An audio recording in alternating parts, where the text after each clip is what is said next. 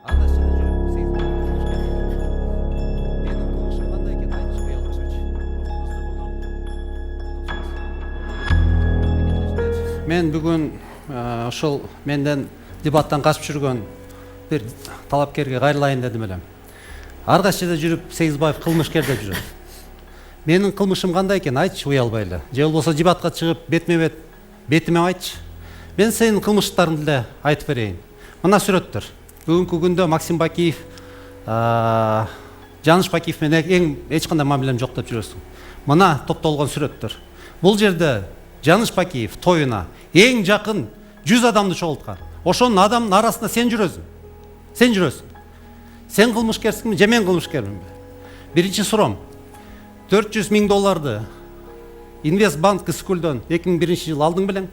Төктүң белең? Экинчиси, Инвестбанк Скулду учурунда бир тууганыңды алып барып басып алдың белең? Ошол банк аркылуу $5 миллиард Максим Бакиевке жууп бердиң белең? Үчүнчү суроо. Жыргалаң шахтаны итбекер алып туруп, талкалап туруп Кытайга сатып өткөзүп бердиң белең? Төртүнчү суроо. Киевский 74 мародерлордун колунан $500,000 сатып алдың белең? Алтынчы суроо. Кумторду 30 апрель 2009 жылы сатканга демөөрчү болуп, колдоочу болуп жүрдүң белең? Бешинчи. Жетим тоону 2009 жылы Максим Бакиев менен бирге өткөзүп бердиңер беле? Эмне үчүн анын жөнүндө унчуккан жоксуң? Кийинкиси 2005-2010 жылы 60 өлтүрүү болуп аткан. Эмне үчүн Курманбек Бакиевдин жанында жүрүп, тымпый унчуккан жок отурдуң? Унчукпай отурдуң. Кийинкиси эмне үчүн Максим Бакиев Кыргызстандан $3 миллиард алып чыгып кеткенде, Кыргызстанда эң негизги адам болуп, комиссар по коррупция болуп, эчтеке унчукпай отурдуң? Мен ушул суроолорго жооп табайын дедим эле.